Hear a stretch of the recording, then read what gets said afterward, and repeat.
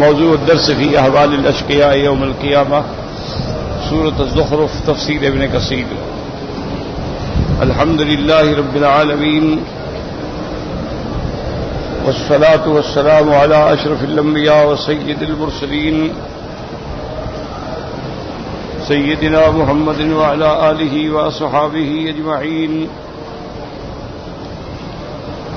اللهم صل على سيدنا محمد وعلى آل سيدنا محمد كما صليت على إبراهيم وعلى آل إبراهيم في العالمين إنك حميد مجيد۔ أعوذ بالله من الشيطان الرجيم، بسم الله الرحمن الرحيم۔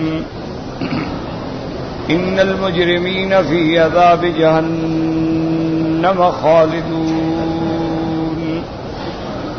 لا يفتر عنهم وهم فيه مبلسون، وما ظلمناهم ولكن كانوا هم الظالمين، ونادوا يا مالك ليقضي علينا ربك قال إنكم ماكثون، لقد جئناكم بالحق ولكن أكثركم للحق كارهون، أم أبرموا أمرا فإنا مبرمون، أم يحسبون أنا لا نسمع سرهم ونجواهم، بلى ورسلنا لديهم يكتبون۔ الحمدللہ، اللہ تعالیٰ کی رحمت سے، توفیق سے سابقہ دروس میں نے اس بات معاد کے بارے میں عرض کیا تھا۔ اب اس کا خلاصہ یہ ہے کہ قیامت برحق ہے، جس میں کوئی شک نہیں۔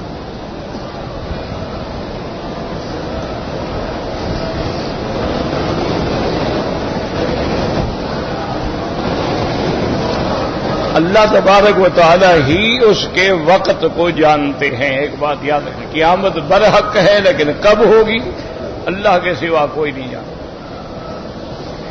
البتہ علامات قیامت ہیں، اشرات قیامت ہیں، اشرات الساعہ ہیں کہ قیامت کے آنے سے قبل کیا کیا نشانیاں ہوں گی۔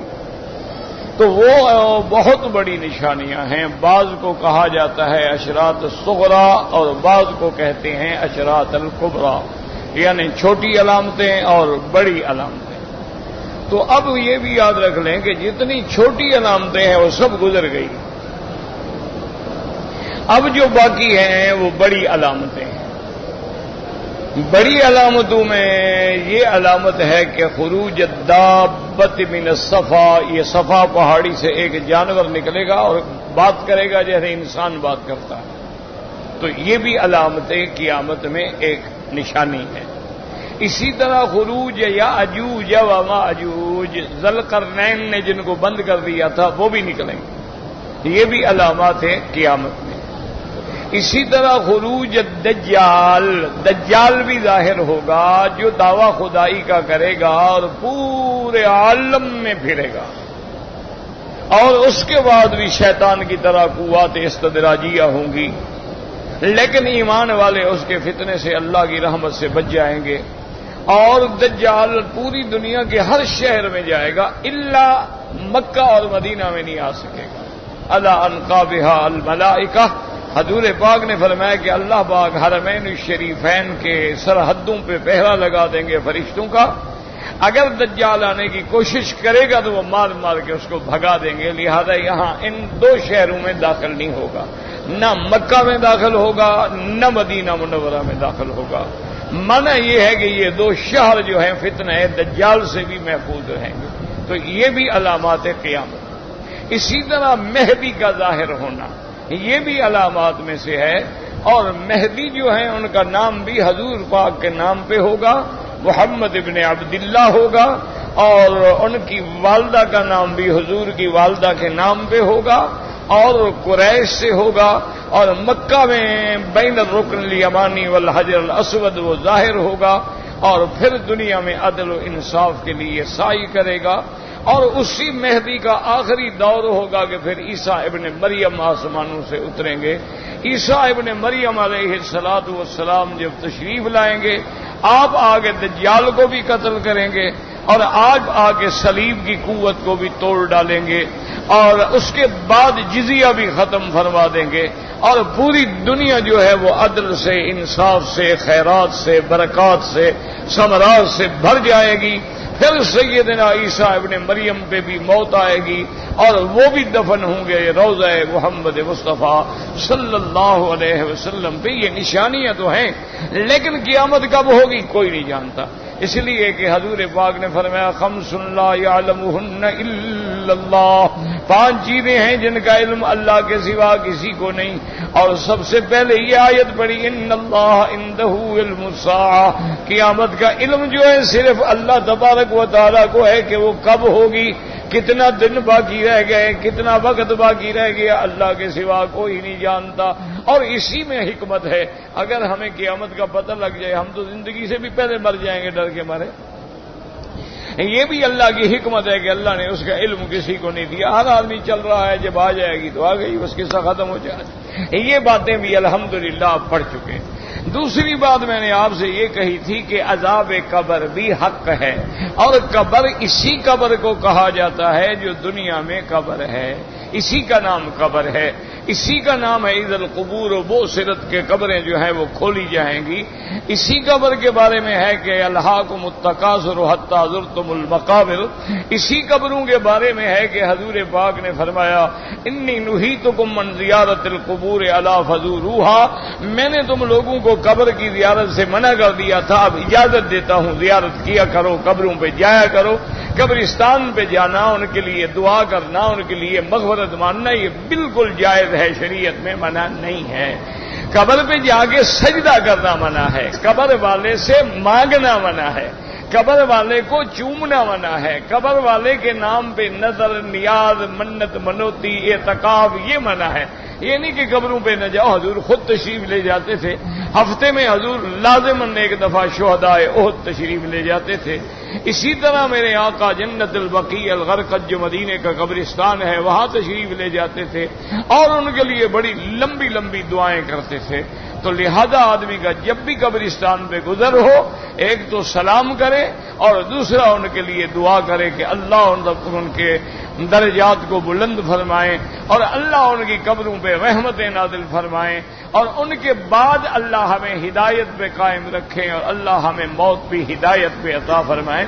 تو عذاب قبر بھی حق ہے، قبر کے اندر سوال جواب بھی حق ہے، قبر کے اندر منکر نکیر فرشتے کا آنا بھی حق ہے، قبر کے اندر مومن کے لیے راحت و آرام بھی حق ہے، قبر کے اندر کافر کے لیے عذاب بھی برحق ہے۔ یہ ساری چیزیں حق ہیں، قرآن سے ثابت ہیں، حدیث سے ثابت ہیں۔ ان کے انکار کرنے والا جو ہے وہ گمراہ ہے، اور ان کے انکار کرنے والا جو ہے وہ کافر ہے، اس کے کفر کے اندر کوئی شبہ نہیں ہے۔ باقی بات یاد رکھ لیں کہ یہ عالم دنیا ہے، اور اس کے بعد عالم برزخ ہے، اس کے بعد پھر عالم آخرت ہے۔ برزخ کا معنی یعنی 2 عالم کے درمیان میں وہ عالم ہے، لیکن مرنے کے بعد جتنا معاملہ ہے یہ عالم مغیبات میں ہے، اس لیے ہم نہیں جانتے۔ جتنا اللہ دکھا دیتے ہیں اس پر ہمارا ایمان ہے، اور جو اللہ چاہے نہ دکھلائیں اس کی مرضی ہے۔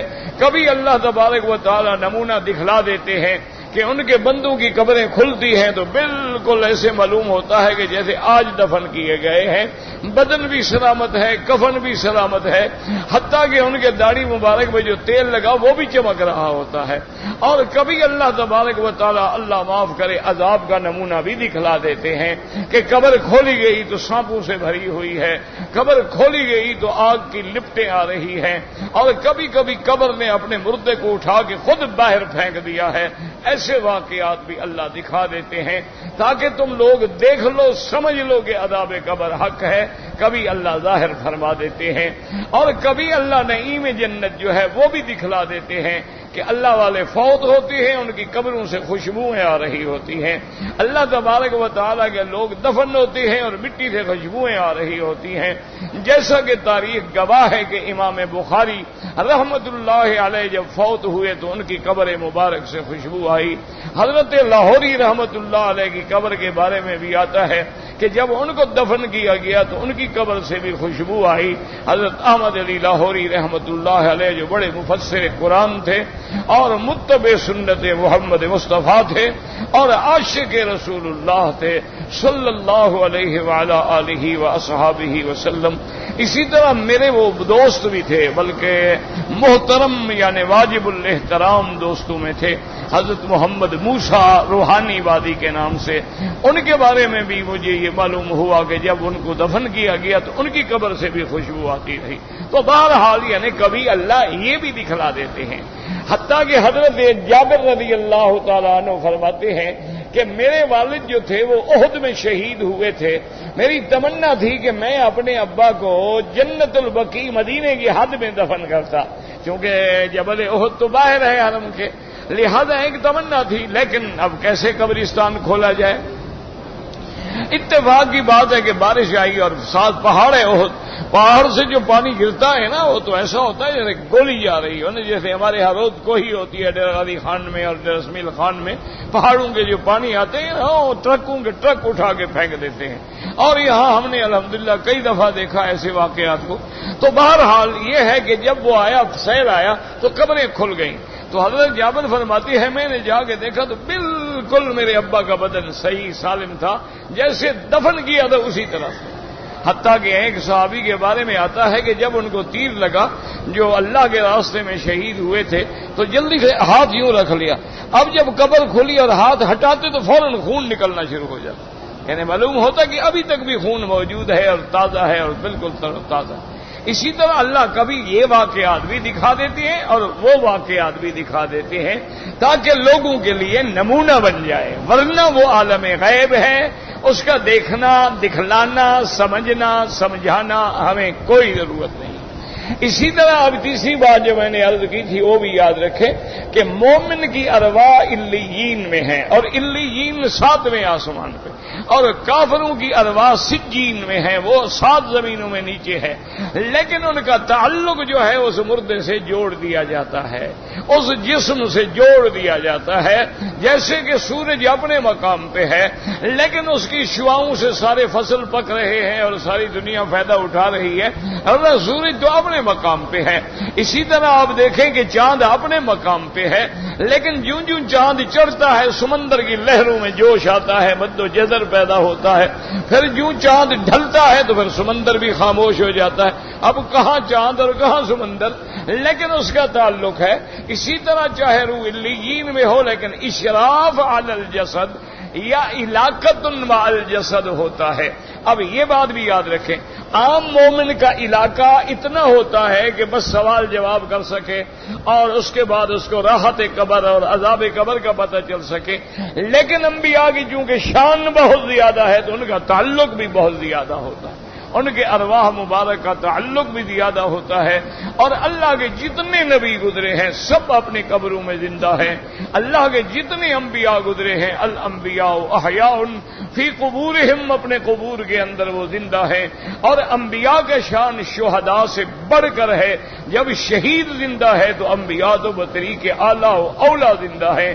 یاد رکھیں انبیاء کی حیات میں کوئی اختلاف نہیں، یہ لفظی اختلاف ہے، کسی نے کہہ دیا برزخی ہے، کسی نے کہہ دیا دنیاوی ہے، کسی نے کہہ دیا حصی ہے، کسی نے کہہ دیا مثالی ہے، لیکن حیات کا سب قائل ہیں، الا ایک فرقہ گمراہ ہے کرامیہ کا جو قائل نہیں ہے، ورنہ یہ ہے کہ حضور کی اور انبیاء کی حیات کا تو منکر دنیا میں اور کوئی ہے ہی نہیں، کوئی صحیح عقیدے والا، تمام انبیاء احیاء ہیں، لیکن جیسے شان بڑا ہے اسی طرح وہ علاقہ بھی بڑا ہے، جیسے ان کا مرتبہ بڑا ہے اسی طرح وہ روح اور جسد مبارک کا تعلق بھی بڑا ہے۔ اسی لیے احادیث مبارک میں آتا ہے کہ جو میرا امتی دور سے مجھ پہ درود پڑتا ہے اور اللہ کے فرشتوں کی ڈیوٹی ہے کہ وہ مجھے پہنچاتے ہیں. اور پہنچانے کا کیا معنی؟ یعنی باقاعدہ بتایا جاتا ہے کہ فلاں امتی نے یہ پڑھا، فلاں نے یہ پڑھا، فلاں نے یہ پڑھا، فلاں نے یہ پڑھا، یعنی باقاعدہ ایک کشف ان کے پاس آ جاتی ہے. اور فرمایا جو میرے روضہ مقدس پہ کھڑے ہو کے سامنے آ کے سلام پڑھے، فرمایا میں سلام سنتا بھی ہوں اور اس کا جواب بھی دیتا ہوں. تو یہ مسائل الحمدللہ ثم الحمدللہ میں نے آپ کی خدمت میں عرض کر دیے تھے. اب صرف ایک مسئلہ ہے، اس کو سمجھ لیں تاکہ قیامت کا مسئلہ اللہ کرے آپ کو سمجھ آ جائے کہ بھئی میزان عمل کے عمل تولے جائیں گے، قرآن میں موجود ہے. اور میں اول وزن یومئذ الحق، اس دن میزان حق ہے، ہوگا. اور دوسری جگہ فرماتے ہیں فمن ثقلت موازینہ فاولئک،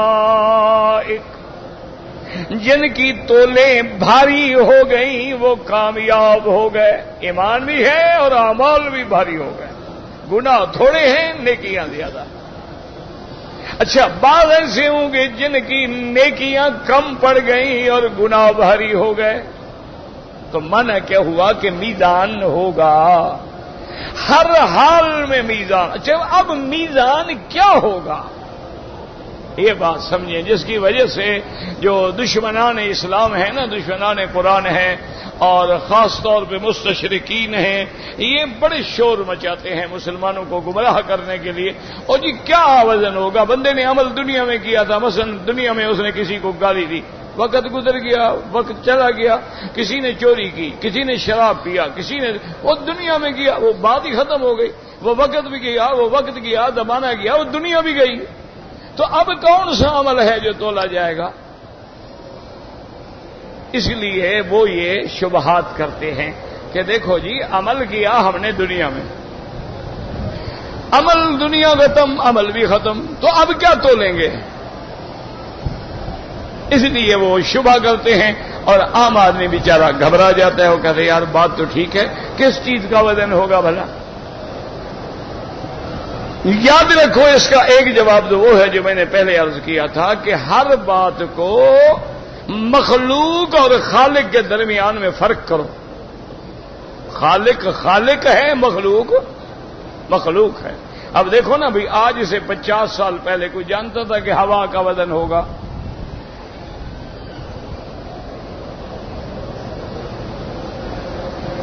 آج سے 100 سال پہلے کوئی جانتا تھا کہ جناب آپ کے اندر جو بخار ہے اس کا بھی وزن ہوگا؟ بس حکیم دیکھتے تھے، ہاں جی حرارت معلوم ہوتی ہے، بس معلوم ہوتی ہے. یہ تو نہیں تھا نا کہ باقاعدہ جناب اگلے تھرمامیٹر لگا کے بتا دیں گے کہ آپ کا درجہ حرارت اس وقت اتنا ہے اور آپ کو 102 پہ بخار ہے. اب اس کا میزان ہوتا ہے. اچھا اب جناب اللہ معاف کرے انسان ہے، اس کے اندر پراسٹیٹ ہے، مثانے کے اندر ہے، اچھا اندر ہے اور خود چھپی ہوئی ہے، نظر نہیں. الٹرا ساؤنڈ سے وہ دیکھنے کے بعد یہ بھی بتا دیتے ہیں اس کا وزن کتنا ہے، طول کتنا ہے، عرض کتنا ہے. اب جناب مثلا مجھے جیسے گھٹنوں میں تکلیف ہے، اس کو آرتھرائٹس کہتے ہیں. MRI ایک مشین ہوتی ہے، اس کے اندر بندے کو لٹا دیتے ہیں. اس کی شکل ایسی ہوتی ہے جیسے قبر میں کسی کو داخل کرتا ہو، زندہ آدمی کو قبر میں داخل کرتا ہو، اندر پڑا ہے بیچارہ وہ. اچھا اس کے لیے یہ بھی ضرورت ہوتی ہے کہ آپ کا بدن ذرا بھی نہ ہلے گا تو بس صحیح نہیں آئے گا. تو بڑا مسئلہ ہوتا ہے کہ جناب آپ اندر پڑے ہیں، کچھ نظر نہیں آ رہا، گویا آپ قبر میں ہیں، پھر ہلو بھی نہیں. تو بڑا ایک امتحان ہوتا ہے. اچھا لیکن وہ اتنا کریکٹ رپورٹ دیتی ہے نا جی کہ ایک ایک بال بتا دے گی کہ آپ کا آرتھرائٹس ہے، آپ کی یہاں ہڈی ٹوٹی ہوئی ہے، اس ہڈی کا اس کے درمیان میں اتنا سینٹی میٹر کا فاصلہ ہو گیا ہے، اور یہ اوپر اٹھ گئی ہے، یہ نیچے بیٹھ گئی ہے، یہ یوں ہو گئی ہے. ایک ایک تصویر دکھا دے گی. اچھا اب آپ کے ٹائر ہیں نا، ان ٹائروں پہ لکھا ہوا ہوتا ہے کہ اس میں آپ نے 26 پاؤنڈ ہوا بھرنی ہے، اس میں آپ نے 30 پاؤنڈ ہوا بھرنی ہے، لکھا ہوا ہے. وزن کر کے ہوا ڈالیں گے، ہوا ڈالے گا، لگائے گا میٹر، وہ زیادہ ہوگی نکال دو، بھی باقی نکال دو، 30 کرنا، زیادہ نہیں کرنا ورنہ ٹائر پھٹ جائے گا۔ تو اب ہوا کا بھی وزن ہو رہا ہے۔ تو اس لیے یاد رکھو کہ اگر تم یہ ساری چیزیں کر سکتے ہو، ہوا کا بھی وزن ہے، بخار کا بھی وزن ہے، اور پراسٹیٹ کا بھی وزن ہے، آپ کے اندر جو جگر ہے، جو آپ کا دل ہے، اس کو بھی ایکو کر کے بتا دیتے ہیں کہ جناب یہ اتنا بڑا ہو گیا ہے، اتنا چھوٹا ہو گیا ہے، آپ کا دل بڑھ گیا ہے، آپ کا دل چھوٹا ہو گیا، آپ کے دل میں سوراخ ہے، آپ کے دل کی حرکت ٹھیک نہیں، سب دیکھ رہے ہیں۔ یہ بندے کر لیتے ہیں، اللہ میزان کرنا چاہیں گے تو مشکل ہے۔ تو پہلی بات تو یہ یاد رکھیں کہ جب اچھا اب یہ جدید علم جو ہے یہ اس پہ بھی پہنچ گئے ہیں، ابھی تھوڑی باقی ہے کہ آج سے پہلے مثلا حضرت آدم علیہ السلام سے لے کر آج تک جتنے انسانوں نے بات کی، تقریر کی، درس دیا، خطاب کیا، وہ سارا اس خلا کے اندر، آسمان اور زمین کے درمیان میں جو خلا ہے اس میں محفوظ ہے۔ وہ آوازیں جو ہیں محفوظ ہیں۔ اب وہ تلاش کر رہے ہیں کہ اس میں حضرت محمد مصطفیٰ کی آواز کون سی ہے۔ اب اندازہ کریں، یعنی 1431 سال گزر گئے، لیکن وہ کہتے ہیں جی آواز محفوظ ہے، آواز موجود ہے۔ اچھا وہ کہتے ہیں یہ تو ہمیں پتہ لگ گیا کہ آوازیں ہیں، لیکن یہ آواز کس کی ہے؟ اچھا وہ کہتے ہیں اس میں بھی ہمیں آسانی ہو گئی، جن کے ٹیپ مل گئے، جن کے مثلا تقریروں کے ٹیپ مل گئے، اس کی آواز سن کے اس کو ساتھ ملا لیا، انہوں نے کہا ہاں یہ آواز اس کی ہے۔ لیکن جس کی ٹیپ نہ ملے اس کی آواز کیسے پہچانے؟ سننے والا بھی کوئی زندہ نہ ہو، اس کی آواز کو کیسے پہچانے؟ وہ اس تردد میں ہے، لیکن اس پہ پہنچ گئے کہ آواز محفوظ ہے۔ تو جو اللہ ساری زندگی ہزاروں سال کی ہماری زبان سے نکلی ہوئی آوازوں کو بھی محفوظ کر سکتے ہیں، وہ ہمارے اعمال کو محفوظ نہیں کر سکتے کہ قیامت میں وزن ہو جائے گا؟ کیا مشکل ہو جائے گی اللہ کے آگے، پھر کیا مشکل ہو؟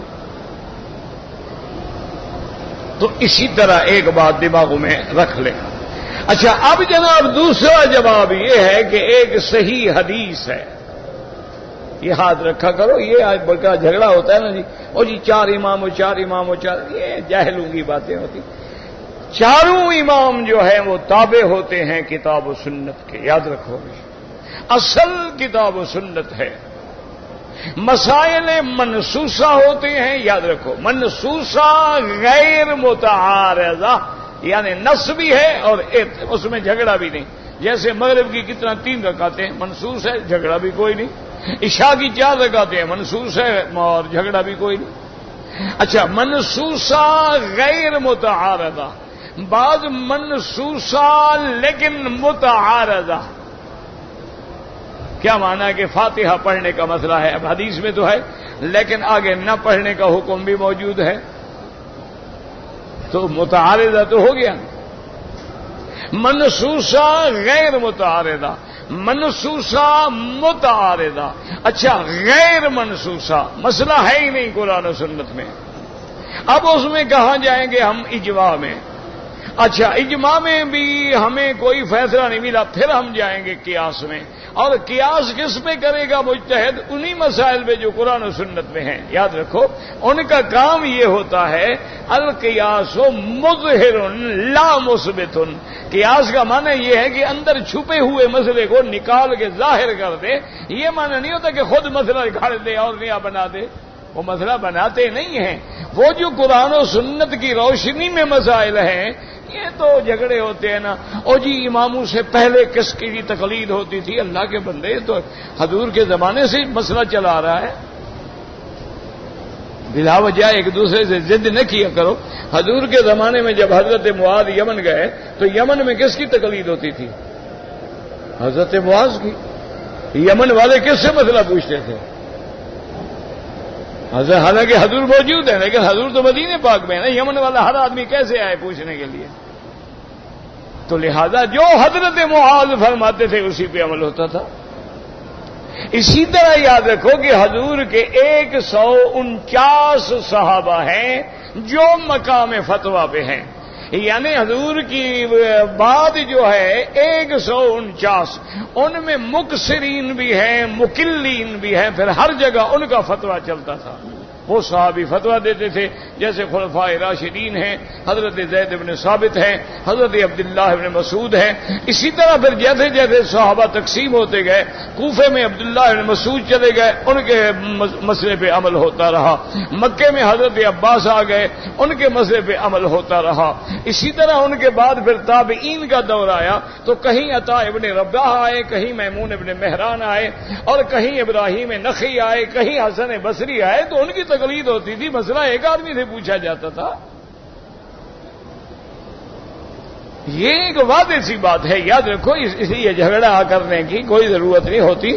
اللہ تبارک و تعالیٰ، اور ایک اصول ہے نا یار، یاد رکھے، مثلا اب نماز پڑھو گے، ایک امام ہوگا، ایک مقتدی ہوگا، تو اب یہ تو نہیں ہو سکتا نا بندہ نہ امام ہو نہ مقتدی ہو، پھر تیسرا کون ہوگا؟ شرارت کرنے والا ہوگا۔ اسی طرح جو عالم ہے وہ مجتہد ہوگا، مجتہد نہیں تو مقلد ہوگا، تیسری قسم تو ہو ہی نہیں سکتی نا۔ اسی طرح ایک حاکم ہوگا، ایک محکوم ہوگا، ایک رائی ہوگا، ایک رعایا ہوگا، ایک بادشاہ ہوگا، ایک اس کی رعیت ہوگی۔ اب تیسرا تو باغی ہو سکتا ہے، اور تو کوئی نہیں ہو سکتا۔ اس لیے ہمیشہ اصول ہے کہ حضور کے زمانے سے مسئلہ یا براہ راست اللہ کے نبی سے پوچھ لیتے، ورنہ جہاں جہاں صحابہ گئے صحابہ سے پوچھ لیتے، بس ختم۔ ان کے بعد تابعین سے پوچھ لیتے، پھر تابعین کے دور کے بعد فقہ کو مدون کر دیا گیا۔ ان ائمہ کا کمال یہ ہے کہ فتویٰ وہی ہے جو صحابہ نے دیا، فتویٰ وہی ہے جو سرکار دو عالم نے صحابہ کو دیا، لیکن انہوں نے اس کو مرتب کر کے ہمارے لیے آسان کر دیا۔ اللہ تبارک و تعالیٰ ان کی قبروں پہ کروڑوں رحمتیں فرمائے۔ اس کی ایک چھوٹی مثال سمجھ لیں۔ اب آپ حدیث پڑھتے ہیں، آپ کہتے ہیں جی بخاری شریف میں ہے، یہ حدیث مسلم شریف میں ہے، تو کبھی صحابہ نے بھی کہا کہ یہ حدیث بخاری شریف میں ہے، یہ مسلم شریف میں ہے؟ تو انہوں نے کہا تھا، تو پھر یہ تو آپ کہاں سے نکال کے لے آئے؟ تو معنی یہ ہوگا کہ حدیث تو حضور کی ہے، لیکن کتاب بخاری میں لکھی ہوئی ہے۔ حدیث کس کی ہے؟ حدیث تو حضور کی ہے، لیکن کتاب نسائی میں ہے، کتاب ترمذی میں ہے، کتاب مسلم۔ یہ معنی نہیں کہ مسلم نے کہہ دیا مسلم میں ہے کا معنی ہے کہ حدیث نہیں ہے، مسلم کی بات ہے، حدیث رسول اللہ کی ہے۔ لیکن اسی طرح جب ہم کہتے ہیں امام ابو حنیفہ نے فرمایا ہے، معنی یہ ہوتا ہے کہ قرآن و سنت کا جو مسئلہ ہے ہمیں فقہ حنفی میں ملا ہے۔ یہ معنی نہیں ہوتا کہ انہوں نے کوئی اور اپنی طرف سے مسئلہ بنایا ہے۔ اللہ تبارک و تعالی رحمتیں فرما دے۔ تو یاد رکھو کہ میزان عمل ہوگا۔ اب ایک حدیث مبارک ہے کہ ایک بندے کو اللہ کھڑا کریں گے، حکم دیں گے بھی لے آؤ، اس کی نیکیاں بھی لے آؤ، اس کے گناہ بھی لے آؤ۔ اب جناب وہ گناہوں کی طرف دیکھے گا تو رجسٹروں کا ڈھیر لگا ہوا ہے، سجلات، وہ بڑے بڑے رجسٹر بھرے ہوئے ہیں۔ ادھر دیکھے گا نیکی والے پلڑے میں اتنی چھوٹا سا ایک کاغذ ہے، حدیث بطاقہ کے نام سے حدیث مشہور ہے، اس حدیث کا نام بھی بطاقہ ہو گیا۔ بطاقہ مانا چھوٹا سا کاغذ، جیسے آپ کہتے ہیں بطاقہ دکھاؤ بھائی، کہاں ہے کارڈ تمہارا؟ تو بطاقہ مانا چھوٹا سا کاغذ۔ اب اللہ نے فرمایا فرشتوں کو وزن کرو، اس نے کہا اللہ میاں آپ تو جانتے ہیں وزن کی کیا ضرورت ہے بھلا؟ وزن تو وہاں ہوتا ہے جہاں کو 19-20 کا شک ہو۔ میرے نیکی والے پلڑے میں اتنا سا کاغذ ہے اور میرے گناہوں میں یہ سارے لائن لگی ہوئی ہے رجسٹروں کی، وزن تو معلوم ہے کہ میرے گناہ زیادہ ہیں۔ اللہ فرمائیں کہ میرے بندے میرا وعدہ ہے کہ لا ظلم اليوم، آج کسی پہ زیادتی نہیں ہوگی، عدل ہوگا۔ اللہ میاں عدل تو ہے، کیا تو لیں گے آپ؟ نہیں، وزن ہوگا۔ تو اب وہ بطاقہ ڈالیں گے اور وزن ہوگا۔ تو حدیث میں آتا ہے کہ جب فرشتے وزن کریں گے تو بطاقہ ہوگا دائیں پلڑے میں اور سجلات ہوں گے بائیں۔ وہ بطاقہ بھاری ہو جائے گا، سجلات سارے اٹھ جائیں گے، طاشت السجلات، سجلات ہلکے پڑ گئے، وہ بھاری ہو گیا۔ اللہ نے فرمایا میرے بندے دیکھ تیری نیکیاں بھاری ہو گئی، تو کامیاب ہو گیا، جاؤ جنت میں مزے کرو۔ گناہ تو تیرے اڑ گئے، وہ ہلکے ہو گئے۔ اللہ میاں مجھے دکھا تو دو نا کون سی میری نیکی تھی جو کام آ گئی. اللہ نے فرمایا فرشتے دکھا دو. اللہ نے فرمایا ایک دن تم نے جو صدق کے اخلاص سے کلمہ پڑھا تھا نا لا الہ الا اللہ محمد الرسول اللہ, وہی کلمہ بھاری ہو گیا. آپ بھی پڑھ لیں شاید ہمارا بھی بھاری ہو جائے. لا الہ الا اللہ محمد الرسول اللہ. اسی لیے تمام دنیا کے اولیاء کہتے ہیں جو ملا ہمیں اسی کلمے سے ملا. اسی لیے وہ ضربیں لگواتے ہیں, چوٹیں لگواتے ہیں, بار بار ذکر کرواتے ہیں. کوئی ذکر جہر کرواتا ہے, کوئی ذکر سری کرواتا ہے, کوئی مشق کرواتے کہ ان کو پتہ ہے اس کلمے کے بغیر نجات نہیں, اسی پہ نجات. تو اب سمجھ آ گیا کہ اعمال وزن ہوں گے. کیا مانا؟ یعنی وہ سجلات وزن ہوں گے. سمجھ آ گئی ایک. اور ایک حدیث میں یہ بھی آتا ہے کہ بندہ ایسے بیٹھا ہوگا, بڑا خوبصورت آدمی آ گیا, السلام علیکم جناب, کیا حال ہے, خیریت ہے, ٹھیک ہے. بھائی آپ کون ہیں؟ میں نے تو آپ کو دیکھا نہیں کبھی. میں کہا کمال ہے, آپ کا فلاں عمل جو تھا نا اللہ نے اس عمل کو میری شکل میں بھیجا ہے تمہارے پاس. تو اگر عمل بھیڑا ہوگا تو بندہ بھی بھیڑا آ جائے گا. جناب آنکھیں نکالی ہوئی ہیں, دانت کھلے ہوئے ہیں, مارنے ہو. تم کون کہا تم نے جو عمل کیا تھا نا مجھے اللہ نے یہ شکل دی کہ جا کے سیدھا کرو اس کو. میں آ گیا ہوں تمہیں بتاتا ہوں کہ گندے عمل کیسے کیے جاتے ہیں. تو عمل کو اللہ شکل دے دیں گے. یعنی یا اعمال صالحہ کو شکل جمیل دے دیں گے, اعمال سیئہ کو شکل قبیح دے دیں گے. تو وہ بھی وزن ہوگا. اصل بات یاد رکھو کہ یہ بھی ہوگا, وہ بھی ہوگا, وہ بھی ہوگا, سب ہوگا جو اللہ چاہیں گے. میزان عمل ہوگا. اچھا جی, پل صراط کیا ہے؟ پل صراط بھی حق ہے, بالکل جنت اور جہنم کے گویا درمیان میں ہے. اور یوں سمجھ لیں کہ جہنم کے اوپر ہے, جیسے ایسے کمان ہوتی ہے, اس پہ ہر بندے کو گزرنا ہوگا. لیکن مومن گزر جائے گا اور کافر گر جائے گا. گزرے گا ہر آدمی. اور جب مومن گزریں گے کہیں گے اللہم سلم اللہم سلم اللہم سلم, یا اللہ رحم فرما, ہمیں سلامتی سے کنارے پہ پہنچا دے. حضور پاک فرماتی ہیں کہ بعض مومن ایسے ہوں گے جو پل صراط سے اتنی تیز گزریں گے جیسے آسمان کی بجلی چمکتی ہے, اور بعض ایسے ہوں گے جیسے تیز ہوا گزر جاتی ہے, اور فرمایا بعض ایسے ہوں گے جیسے تیز گھوڑا دوڑ کے گزر جاتا ہے, اور بعض ایسے ہوں گے جو تیز دوڑ کے گزر جائیں گے, اور بعض ایسے ہوں گے جو ایستا ایستا ایستا گزر جائیں گے. فرمایا جن کے دل میں کلمہ توحید تھا اللہ کی رحمت سے آخر گزر جائیں گے, اور جن کے اندر شرک تھا, کفر تھا, غیر اللہ کی عبادت تھی, وہ چلنے کی کوشش کریں گے تو گر جائیں گے. اور فرمایا کہ پھر نیچے جہنم کے کنڈے لگے ہوئے ہیں, جیسے کہ کوئی کسائی اپنے بکرے کو الٹا کر کے لٹکا دیتا ہے, وہ جہنم کے ان کنڈوں میں لڑکے ہوں گے. پھر اللہ کے حکم سے جب حکم ہوگا تو جہنم میں جائیں گے. تو پل صراط بھی حق ہے اور میزان بھی حق ہے, اور اس کے بعد دخول جنت جو ہے وہ بھی حق ہے, اور دخول نار جو ہے وہ بھی حق ہے. لیکن یاد رکھیں دخول جنت جو ہے اس کے درجات ہوں گے.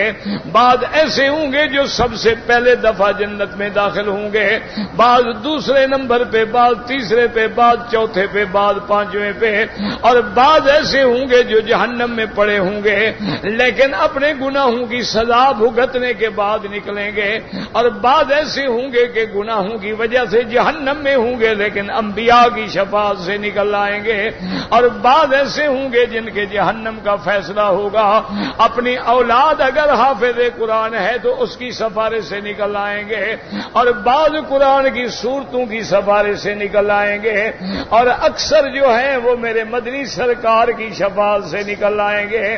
آپ نے فرمایا انا اشفع وانا اشفع وانا اشفع, میں سفارش کر کے نکلواؤں گا, پھر میں سفارش کر کے نکلواؤں گا, پھر میں سفارش کر کے نکلواؤں گا. حتیٰ یقال لی هل رضیت یا محمد, حتیٰ کہ مجھے کہا جائے گا کہ میرے مدنی اب آپ راضی ہو گئے کہ نہیں راضی ہو گئے. میں کہوں گا رضیت ربی رضیت ربی رضیت ربی, میرا اللہ میں راضی ہو گیا, میں راضی ہو گیا، تیرا کروڑ کروڑ کرم ہے، لیکن ابھی جنت میں میری امت کے کچھ لوگ پڑے ہیں، جہنم میں پڑے ہیں، جن کے دل میں مسکال ذرۃ من ایمان، جن کے دل میں ذرہ کے برابر ایمان ہے، وہ ابھی جہنم میں پڑے ہیں۔ اللہ فرمائیں کہ میرا مدنی ان کا بھی غم نہ کرو، آپ جنت میں جائیں، ان کو میں اپنی رحمت سے نکال دیتا ہوں۔ تو بہرحال جنت بھی حق ہے، جہنم بھی حق ہے، اور شفاعت انبیاء بھی حق ہے۔ یاد رکھو، شفاعت انبیاء بھی حق ہے، شفاعت حفظت القرآن بھی حق ہے، شفاعت علماء بھی حق ہے، شفاعت قرآن بھی حق ہے، اور چھوٹے معصوم بچے جن کے فوت ہو گئے اور انہوں نے ان پہ صبر کیا، واویلا نہیں کیا، جزا فضا نہیں کیا، ماتم نہیں کیا، سر میں مٹیاں نہیں ڈالی، اور گھروں کے اندر شار چیخ پکار نہیں کیا ہے، وہ چھوٹے بچے بھی قیامت میں اپنے والدین کی شفاعت کریں گے۔ اسی لیے بعد جنازے کی دعاؤں میں آتا ہے اللہم اجعلہ لنا سلفا ولنا اجر، اللہم اجعلہ لنا ولوالدیہ شافعا ومشفعا وذخرا الى یوم القیامت، اللہم بدل دارہم من دار خیرا من دارہم وبدل اہلہم خیرا من اہلہم وبدل زوجهم خيرا من زوجهم، اللهم لا تذلنا بعدهم ولا تفتنا بعدهم ولا تحرمنا اجرهم، اللهم اكرم نزلهم وسع مدخلهم، اللهم بارك لهم، اللهم ثبتهم، اللهم اغفر لجميع المسلمين والمسلمات والمؤمنين والمؤمنات الاحياء منهم والاموات۔ یاد رکھیں یہ ساری چیزیں جو ہیں یہ حق ہیں اور ان میں کوئی شک نہیں، یہ مسائل قرآن سے بھی ثابت ہیں، حدیث مبارک سے بھی ثابت ہیں۔ اس لیے علماء نے فرما دیا ہے کہ عذاب قبر بھی برحق ہے، نعیم قبر بھی برحق ہے، سوال قبر بھی برحق ہے۔ باقی روح اگر علیین میں ہے تو تب بھی علاقہ جو ہے قائم کر دیا جاتا ہے، اور بعض علماء فرماتے ہیں روح علیین میں جاتا ہے لیکن فتعاد روحہ الی جسدہ، وہاں اس کی انٹری ہو جاتی ہے، وہاں رجسٹریشن میں درج ہونے کے بعد اللہ حکم دیتے ہیں کہ اس کو اس کے جسد کے اندر واپس پہنچا دو۔ یعنی وہاں گیا، علیین والی بات بھی سچی ہو گئی۔ بعض کہتے نہیں وہ تو علیین میں رہے گا لیکن تعلق جو ہے اس سے قائم، بعض کہتے نہیں علیین میں درج ہونے کے بعد اپنے روح کے اندر اپنے جسد کے اندر واپس آ گیا۔ اور جیسے میں نے عرض کیا تھا کہ دنیا میں سزا جزا جو ہے وہ جسد پہ ہوتی ہے لیکن روح نظر نہیں آتا، اسی طرح قیامت کے مرنے کے بعد جتنی فیصلے ہیں وہ روح پہ مرتب ہوں گے لیکن روح جسد ہمیں نظر نہیں آئے گا، لیکن اللہ جانتے ہیں کہ جسد کہاں ہے، ایک ایک ذرہ اللہ کے علم کے اندر ہے، جو جہاں ہے اس کو وہی اللہ تبارک و تعالی راحت بھی دے سکتے ہیں اور عذاب بھی دے سکتے ہیں۔ اسی طرح میرے مدنی سرکار دو عالم محبوب دو عالم صلی اللہ علیہ وسلم نے فرمایا کہ جب قبر والوں کو عذاب ہوتا ہے یسمعوا کل شیء الا الثقلین، حضور نے فرمایا دنیا کی ہر جاندار چیز سنتی ہے مگر اللہ نے انسان اور جن کو محفوظ کر دیا ہے، وہ نہیں سن سکتے ہیں۔ فرمایا جب عذاب قبر ہوتا ہے ہر چیز سن رہی ہے لیکن انسان اور جن نہیں سنتے۔ صحابہ نے پوچھا کیا وجہ؟ فرمایا اگر تم سن لو تو اپنے مردوں کو کبھی دفن بھی نہ کرو، تم تو پھر پھینک کے آ جاؤ گے نا وہاں۔ اسی لیے آپ نے دیکھا ہوگا آج بھی دیہاتوں میں رواج ہوتا ہے، گھوڑی ہو کوئی جانور ہو اس کو پیٹ میں درد ہو نا کہتے ہیں قبرستان لے جاؤ یاد رہا، تو مانا کیا ہوتا ہے کہ قبرستان میں جب عذاب ہو رہا ہوتا ہے وہ سنتا ہے، اس کو اپنا درد بھول جاتا ہے، واپس وہ ٹھیک ہو کے آ جاتا ہے۔ تو ہر جانور سنتا ہے، انسان نہیں سنتا اور جن بھی نہیں سنتا۔ اللہ کا بھی چاہتے ہیں تو کشف کر دیتے ہیں، کھول دیتے ہیں، انبیاء پہ بھی کھول دیتے ہیں، اولیاء اللہ پہ بھی کھول دیتے ہیں۔ اللہ دکھا دیتے ہیں کہ دیکھ لو یہ کیسے راحت میں ہے اور دیکھ لو یہ کیسے عذاب میں ہے۔ تو اللہ چاہتے ہیں کر دیتے ہیں اور نہ چاہیں تو نہیں کرتے۔ اب جناب آپ دیکھیں کہ اب اللہ نے الحمدللہ یعنی ایک خلاصہ آپ کے سامنے آ گیا۔ اب اللہ فرماتے ہیں ان المجرمین فی عذاب جہنم خالدون، لما ذکر تعالی حال السعداء ثنا بذکر الاشقیاء. اب مفسر فرماتا ہے کہ پہلے اللہ نے جنت والوں کا ذکر کیا ہے تو اب جہنم والوں کا ذکر کرتے ہیں. کیوں؟ الاشیاء تتباین بالازداد. ہر چیز جو ہے وہ ضد سے واضح ہوتی ہے. رات ہے تو دن کی قیمت ہے, دن ہے تو رات کی قیمت ہے. اسی طرح صدق ہے, کذب ہے, حق ہے, باطل ہے, ظلمت ہے, نور ہے. اسی طرح شقاوت ہے, سعادت ہے, جنت ہے, جہنم ہے. پہلے آپ نے جنت والوں کا حال پڑھا ہے تو اب جہنم والوں کے بارے میں فرماتے ہیں اللہ تبارک و تعالی ان المجرمین فی عذاب جہنم خالدون. کافر جو ہیں عذاب جہنم میں ہمیشہ ہوں گے. لا یفتر عنہم, ان سے ایک گھنٹے کے لیے بھی عذاب نہیں گھٹایا جائے گا. وہم فیہ مبلسون, اور وہ جہنم میں پڑے ہوں گے. مبلسون کا معنی آئسون من کل خیر, ہر خیر کی امید سے مایوس ہو جائیں گے کہ اب کبھی ہمیں راحت نہیں ملے گی, آرام نہیں ملے گا. اب اللہ فرماتے ہیں وما ظلمناہم ولکن کانوا هم الظالمین. اللہ فرماتے ہیں لوگوں یہ جو جہنمی ہیں ان پہ ہم نے ظلم نہیں کیا, انہوں نے اپنے جانوں پہ ظلم کیا ہے. ہم نے پیغمبر بھیجے, کتابیں بھیجی, لیکن انہوں نے پھر بھی شرک کیا, پھر بھی کفر کیا, پھر بھی میری نافرمانی کی تو اپنے جانوں پہ ظلم کیا جس کی آج سزا بھگت رہے ہیں. ای بِأَعْمَالِهِمُ السَّيِّئَاتِ بَعْدَ قِيَامِ الْحُجَّةِ عَلَيْهِمْ, انہوں نے باوجود اس کے کہ قیام حجت ہو گئی, کتابیں آئیں, پیغمبر آئے, لیکن انہوں نے برے کام نہ چھوڑے. وَإِرْسَالِ الرُّسُلِ إِلَيْهِمْ, میں نے پیغمبر بھیجے نہ مانی. فَكَذَّبُوا وَعَصَوْا فَجُوزُوا بِذَلِكَ جَزَاءً وِفَاقًا, میرے پیغمبر جب گئے تو انہوں نے تکذیب کی, انہوں نے انکار کیا, نافرمانی کی. اللہ فرمائیں گے آج اسی نافرمانی کی جزا ان کو مل رہی ہے. وما ربک بظلام للعبید, تیرا رب کبھی کسی پہ ظلم نہیں کرتے ہیں, وہ ظلم سے پاک ہیں. اللہ تبارک و تعالی اگر کسی کو جنت دیں گے تو اس کا فضل ہوگا, اور جہنم دیں گے تو اس کا عدل ہوگا. اللہ ظلم سے پاک ہے. اور اس کے بعد فرماتے ہیں ونادوا یا مالک لیقضی علینا ربک قال انکم ماکثون. اب وہ چیخیں گے, پکاریں گے کہ اے خزانۃ نار, اے اللہ کے فرشتے, مالک مراد کیا ہے؟ وہ جو جہنم پہ اللہ کی طرف سے فرشتہ ہوگا, داروغہ ہوگا, انچارج ہوگا. اس کو کہیں گے مہربانی کرو, تم اپنے اللہ سے دعا مانگو ہمارے لیے, اللہ ہمیں موت دے دیں تاکہ ہم اس عذاب سے بچ جائیں. جیسے دنیا میں بندہ عذاب میں ہوتا ہے لیکن موت آ گئی, ہر کوئی کہتے چلو یار چھٹکارا تو ہو گیا نا, آگے تو خدا جانے, ابھی تو جان چھوٹ گئی نا بیچارے کی. موت آنے سے تکلیفیں ختم ہو جاتی ہیں. وہ سمجھیں گے کہ شاید ہم پر بھی موت آ جائے تو ہم جہنم کی تکلیفوں سے بچ جائیں گے. فرماتے ہیں وہ خازن النار. قال البخاری رحمہ اللہ تعالی حدثنا حجاج بن منہال قال حدثنا سفیان بن عیینۃ عن عمرو بن عطان صفوان بن یعلا نبی رضی اللہ عنہ قال سمعت رسول اللہ صلی اللہ علیہ وسلم یقرأ علی المنبر, حضور پاک نے ممبر پہ آیت پڑھی ونادوا یا مالک لیقضی علینا ربک قال یقبض ارواحنا ویریحنا مما نحن فیہ فانہم کما قال تبارک و تعالی.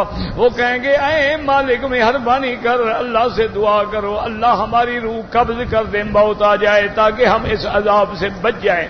کیونکہ ان کا قیامت میں حال کیا ہوگا؟ لا یقضی علیہم فیموتوا ولا یخفف عنہم من عذابہا, نہ تو ان پہ موت آئے گی اور نہ ان کے عذاب میں کوئی کمی کی جائے گی. جیسے اللہ فرماتے ہیں جنب النشک الذی یصلی النار الکبریٰ ثم لا یموت فیہا ولا یحیا, نہ مریں گے نہ جیئیں گے, درمیان میں اٹکے رہیں گے.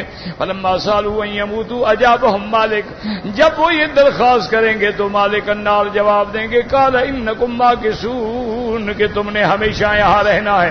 قال ابن عباس ثم قال انکم ماکثون. حضرت ابن عباس فرماتے ہیں وہ جہنمی چیختے رہیں گے 1000 سال تک. 1000 سال کے بعد اللہ کا فرشتہ کہے گا بدبختو, چیخو نہ چیخو, تم نے یہاں رہنا ہے. رواه ابن ابي حاتم يخرج لكم منها ولا محيط لكم منها ثم ذكر سبب شقاوتهم ومخالفتهم للحق ومعادتهم له. اب یہاں سے تمہارے لیے کوئی ٹھکانہ نہیں، کوئی نکلنے کا راستہ نہیں. اب آگے بیان کرتی ہیں کہ وہ اس سزا کو کیوں پہنچے، اس شقاوت کو کیوں پہنچے. فرماتے ہیں لقد جئناکم بالحق اے بیناہ لکم وضحناہ وفصلناہ، ہم نے حق کھول کے بیان کر دیا، کتابیں بھیجی، پیغمبر بھیجے. ولکن اکثرکم للحق اکثرکم للحق کارہون ولکن کان سجایاکم لا تقبلہ ولا تقبل علیہ، تم نے نہ قبول کیا نہ توجہ کی. وانما تنقاد للباطل وتعظم، تم باطل کی طرف جھکتے رہے. اور صدان الحق وتابع وتبغض اہلہ، تم ہمیشہ حق کا راستہ روکتے رہے اور حق والوں سے بغض کرتے رہے. فعودوا علی انفسکم بالملامۃ، اب اپنے نفسوں کو ملامت کرو. ولا وندموا حیث لا تنفعکم الندامہ، اب چاہے تم شرمندگی ندامت کا اقرار کرو لیکن تمہیں کوئی فائدہ نہیں ہوگا. اللہ فرماتے ہیں من ابرموا امرا فانا مبرمون. قال مجاہد ارادوا کید شر فکدناہم وهذا الذی قاله مجاہد.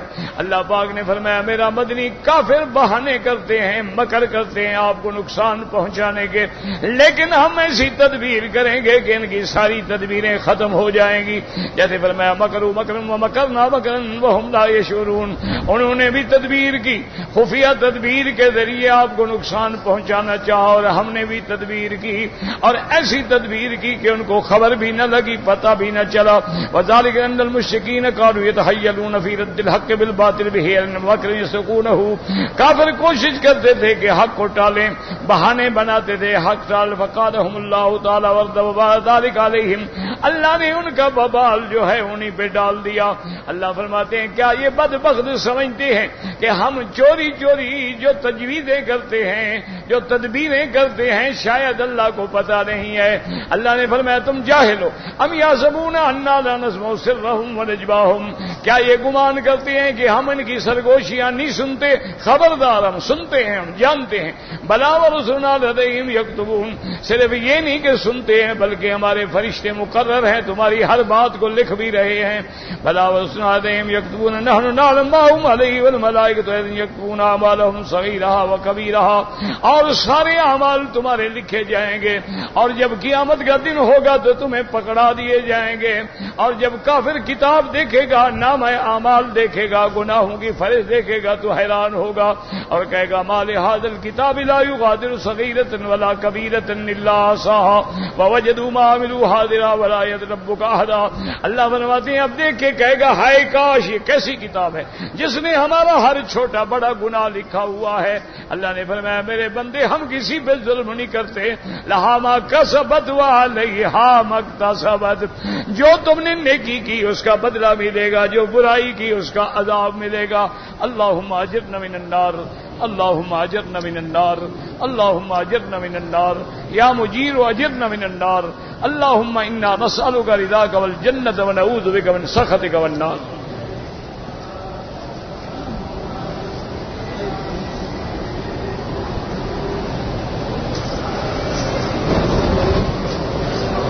شعبان کی 15 کی رات کے بارے میں کسی حدیث مبارک میں کوئی حکم نہیں ہے کہ یہ عبادت کی جائے یا یہ عبادت کی جائے یا اس رات میں رزق لکھے جاتے ہیں، بڑھائے جاتے ہیں. غلط بات ہے. لیلۃ مبارکہ سے مراد لیلۃ القدر کی رات ہے، 15 شعبان کی رات نہیں. بعض بزرگوں کے واقعات آتے ہیں لیکن قرآن حدیث میں ہمیں ایک صحیح حدیث بھی نہیں ملی. آپ کیوں ایسے بہانے بناتے ہیں؟ آپ پورا شعبان عبادت کرو. کیوں آپ بالکل شارٹ کٹ لینا چاہتے ہیں کہ ایک رات کا پتہ لگ جائے بس آسمان میں ہم پہنچ جائیں گے؟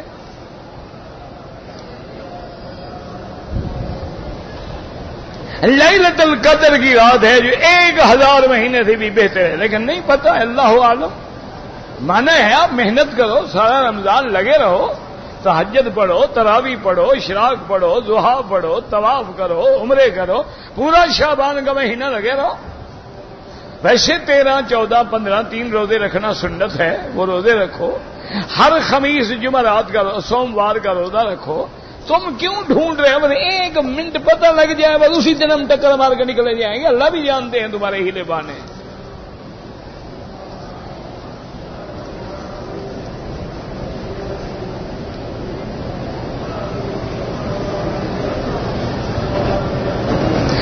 کہتے جی کہ آپ کے روزانہ جو درس ریکارڈ ہوتے ہیں، بھئی میں نے تو کبھی زندگی میں نہ ریکارڈ کیا ہے، نہ زندگی میں کبھی کیسٹ بنائی ہے۔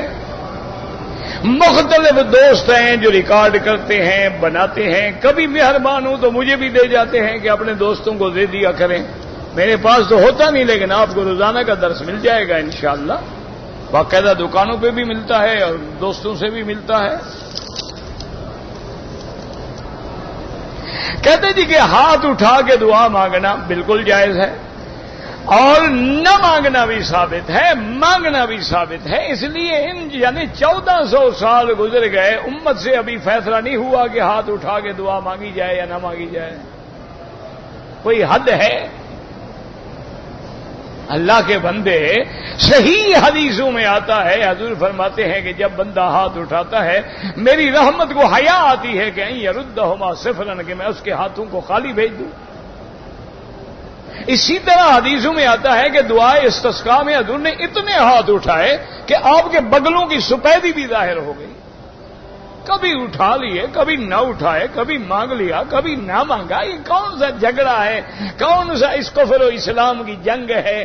کون سا فرض و واجب کا مسئلہ ہے کہ ضد میں آ کے ہماری بعض برادری تو 3 دعائیں مانگتی ہیں، ان کو تو ایک پہ اعتبار ہی نہیں ہے، اور بعد ایسے ضد میں آ گئے کہ بالکل نہیں مانگنی ہے، چڑتے ہیں تو چڑتے رہیں۔ حالانکہ یہ مسئلہ نہیں ہے، دعا مانگنے کا حکم ہے، ہاتھ اٹھانا بھی ثابت ہے، اور جماعت کی وجہ سے برکت ہوتی ہے۔ ان میں کوئی اللہ والا ہوتا ہے جن کی وجہ سے دعائیں مقبول ہو جاتی ہیں۔ ید اللہ علی الجماع، اللہ کا ہاتھ جماعت پہ ہوتا ہے، ہمیشہ جماعت کے ساتھ رہیں۔ من شد شد فی النار، جو جماعت سے کٹ جاتا ہے ایسے ہے جیسے بکری ریوڑ سے کٹ جاتی ہے، تو پھر بھگیاڑ کی نظر ہو جاتی ہے۔ اور کبھی نہ مانگا کریں، ضد بھی نہ کیا کریں۔ حضور ہر نماز کے بعد دعا مانگتے لیکن ہاتھ نہیں اٹھاتے تھے۔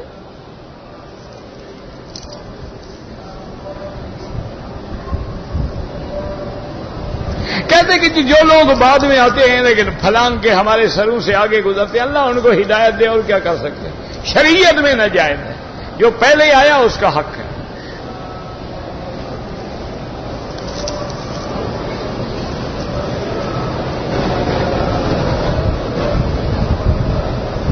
کہتے جی کہ ایک لڑکے کا نکاح کسی لڑکی سے ہونا تھا، نکاح تو نہیں ہوا تھا لیکن نکاح سے پہلے ماشاءاللہ حمل ٹھہر گیا۔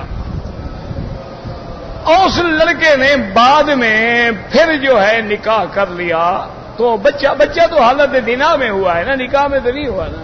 نکاح کے بعد ہوگا تو حلالی ہوگا نا، چاہے اس کا ہو۔ جب حمل ٹھہرا ہے اس وقت تو نکاح نہیں تھا نا۔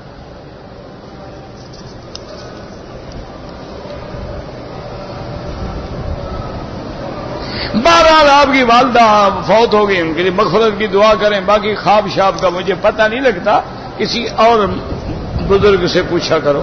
مدینہ منورہ میں 40 نمازیں پڑھنا فضیلت ہے۔ حدیث میں آتا ہے کہ جو بندہ 40 نمازیں اس طرح پڑھے کہ اس کی کوئی جماعت نہ فوت ہو مسجد سے، اللہ اس کو آگ سے اور نفاق کی بیماری سے بری کر دیتے ہیں۔ فضیلت ہے، کوئی نہ پڑھ سکے صبح جائے شام کو آ جائے، کوئی بات نہیں۔ مجھے خواب کا پتہ ہی نہیں لگتا بابا، کسی خواب والے سے پوچھا کرو۔ آج کل مولوی بڑے ہیں خواب بتانے والے، خواب دیکھنے والے، ماشاءاللہ ہر رات ان کو ایک نیا خواب نظر آتا ہے۔ اصل کیا ہے کہ معدے کی تکلیف ہو نا تو بندے کو ایسی باتیں نظر آتی ہیں۔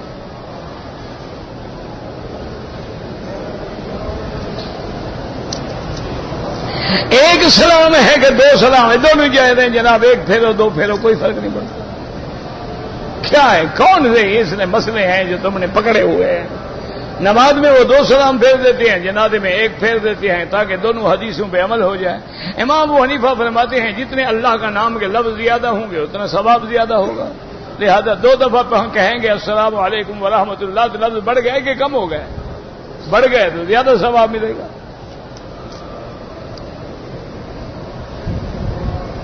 ہم پاکستان میں چاچا بھائی چچا داد سب مل کے رہتے ہیں، تم مل کے رہا کرو، عورتوں کو تو مل کے رہنے کا حکم نہیں ہے۔ یہ کہاں لکھا ہوا ہے کہ تم مل کے رہو تو یہ فرسٹ کزن ہے اور یہ سیکنڈ کزن ہے اور یہ تھرڈ کزن ہے؟ یہی کزن تو جہنم میں لے جانے والے ہوتے ہیں. عورتیں باقاعدہ پردہ کریں، ان کے لیے غیر محرم ہے. سنا ہے کہ زمین بیل کے سینگ پہ کھڑی ہے، میں نے نہ بیل دیکھا ہے نہ سینگ دیکھا ہے، تمہیں نظر آئے تو مجھے بھی بتانا.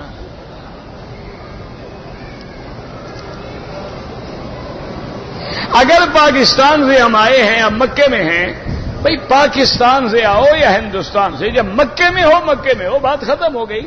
اگر مسجد عائشہ سے عمرہ کرنا چاہیں جائز ہے، نہ کرو تمہاری مرضی ہے، نفلی عبادت.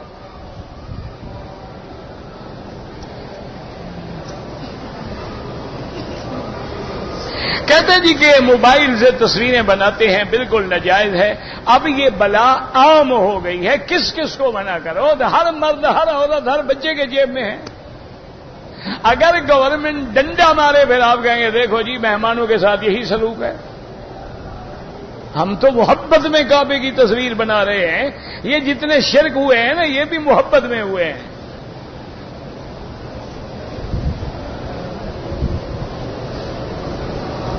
اگر ٹی وی پہ کوئی اسلامی پروگرام ہے، یعنی عورت نہ ہو، جیسے دیکھو نا میں تقریر کر رہا ہوں، آپ سن رہے ہیں، دیکھ رہے ہیں، تو یہ دیکھنا جائز ہے.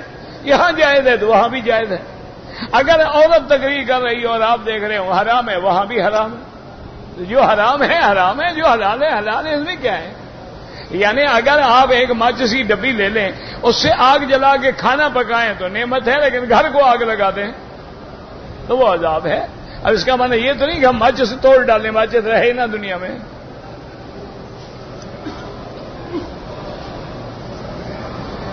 چار امام ہیں، ان میں کوئی فرق نہیں ہے. وہ مسائل ایسے ہوتے ہیں، ایک امام کو حدیث پہنچی ہے، دوسرے کو نہیں پہنچی. ایسا مسئلہ یا ایک فہم میں فرق ہوتا ہے. جیسے امام شافعی فرماتے ہیں قرآن میں ہے محلقین رؤوسکم و مقصرین، سر منڈاؤ یا بال کٹواؤ. وہ کہتے ہیں 3 بال کاٹ لو، کٹوانے والوں میں تو شامل ہو گیا نا. تو ان کی دلیل بھی قرآن ہے، محلقین رؤوسکم و مقصرین. اب امام شافعی فرماتے ہیں کہ 3 شعرات، 3 بال، حلقن قصرن نطفن، کوئی کاٹ ڈالے، موڑ ڈالے، ایسے کھینچ کے تاڑ ڈالے، تیلی لگا کے 3 بالوں کو جلا ڈالے، وہ کہتے ہیں عمرے سے نکل گیا، قصر تو ہو گیا نا. امام ابو حنیفہ فرماتے ہیں کہ نہیں، وہ کہتے ہیں بالکل سارے سر پہ اس طرح پھرواؤ اور سارے سر کے بال کٹاؤ، 1/4 حصہ بال کٹے. کیوں؟ ان کی دلیل کیا ہے؟ وہ فرماتے ہیں کہ حضور پاک نے عمرہ کیا، دیکھ لو حضور نے سارے سر پہ اس طرح پھروایا ہے، ٹک لگائے ہیں. حضور نے 1 دفعہ بال کٹوائے ہیں، سارے سر سے کٹوائے ہیں یا 2-3 بال کاٹے ہیں؟ جو حضور نے کیا ہے وہی بات صحیح ہے. تو اب دیکھیں دونوں امام ہیں، دلیل دونوں کی قرآن و حدیث ہے، لیکن سوچ ہے اپنی. ایک تیسرے آپ ہیں جن کی سوچ ہے وہ دونوں غلط تھے، تم صحیح ہو. تم اس لیے پیدا ہوئے ہو نا. حضور نے فرمایا نا کہ علامات قیامت میں ہے لعن آخر هذه الامت اولها، ایسے لوگ پیدا ہوں گے جو پہلوں پہ لعنت کریں گے. وہ تو پیدا ہونے تھے، کوئی صحابہ پہ برس رہا ہے، کوئی ائمہ پہ برس رہا ہے. رکن یمانی یمن کی جانب ہے، لیکن وہاں بھی آپ موقع ملے سنت ہے بسم اللہ اللہ اکبر وللہ الحمد اللہم انی اسألک العفو والعافیہ. اللہ کے فرشتے ہیں، وہ دعا کرتے ہیں کہ یا اللہ ان کی دعاؤں کو منظور فرما.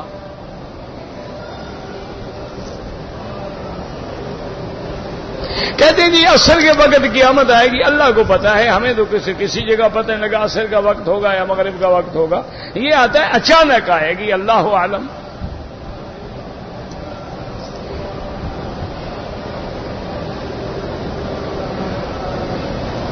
کہتے ہیں کہ انڈیا کے علماء جو ہیں وہ حضور کے صدقے سے دعا مانگنے کے قائل ہیں، تو یہ دلیل ان سے لیں، میرے پاس تو نہیں ہے نا. جو قائل ہے دلیل اس کے ذمہ ہے کہ میرے ذمہ ہے؟ بھئی دعویٰ جو کرتا ہے تو ثبوت مدعی کے ذمہ ہے، میں نے تو دعویٰ نہیں کیا نا. جو مدعی ہیں وہ ثابت کریں کہ بھی حدیث میں ہے. ایک حدیث میں ہے اللہم انی اسألک بجاہ نبیک، وہ ضعیف ہے، اور ضعیف حدیث عقیدے میں حجت نہیں ہوتی.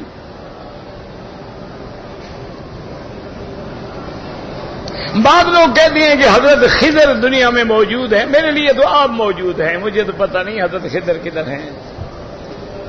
نہ حضرت خضر موجود ہیں تو تم سے ڈرے ہوئے ہیں. کیا خیال ہے آپ کا؟ حضرت خضر موجود ہیں تم سے ڈرتے ہیں؟ اگر حضرت خضر موجود ہیں تو حضور کی خدمت میں کیوں حاضر نہیں ہوئے؟ کیونکہ جب آدمی موجود ہو, زندہ ہو, جا بھی سکتا ہو تو اس میں تو لازم ہے کہ جا کے حضور پاک سے ملے.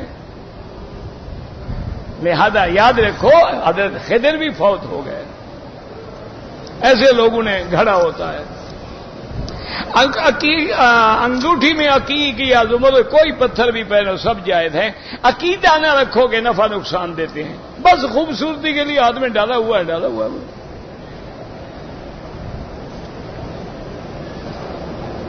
کہتے جی کہ لڑکا برطانیہ میں ہے, لڑکی پاکستان میں, بالکل ٹیلی فون پہ نکاح نہیں ہو سکتا, دونوں کا ایک جگہ ہونا ضروری ہے.